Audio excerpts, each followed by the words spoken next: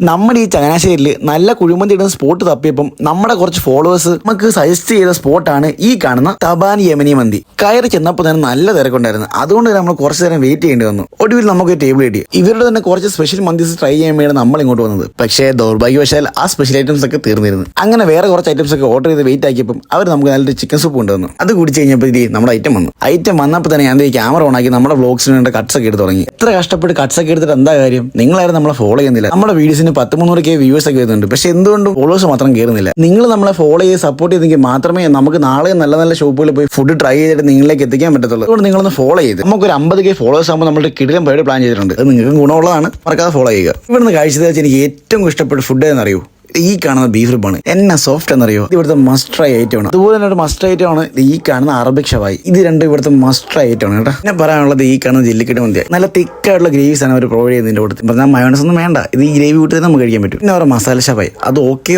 ആണ്. വന്ന് കയറിയപ്പം ഇവിടെ സ്പെഷ്യൽ ഐറ്റംസ് കിട്ടുന്നതിന്റെ വിഷമം ഉണ്ടെങ്കിലും പക്ഷെ കഴിച്ച് കഴിഞ്ഞപ്പോൾ മനസ്സിന് വയറും നിറഞ്ഞിട്ടാണ് ഇറങ്ങുന്നത് കേട്ടോ. നമ്മുടെ ചങ്ങനാശ്ശേരിയിലുള്ള മന്തി ലവേഴ്സ് മസ്റ്റായിട്ടും വിസിറ്റ് ചെയ്യേണ്ട ഒരു സ്ഥലമാണിത്. നേരെ വിട്ടു. പിന്നെ ഒരു കാര്യം കൂടെ കഴിഞ്ഞിട്ടില്ല. ഇവരുടെ സ്പെഷ്യൽ ഐറ്റംസ് കഴിക്കാൻ വേണ്ടി നമ്മൾ ഒരു വരവേണ്ടി വരും. അടുത്തൊരു വീഡിയോയുമായി ഓർഡർ ചെയ്യണം. Stay tuned.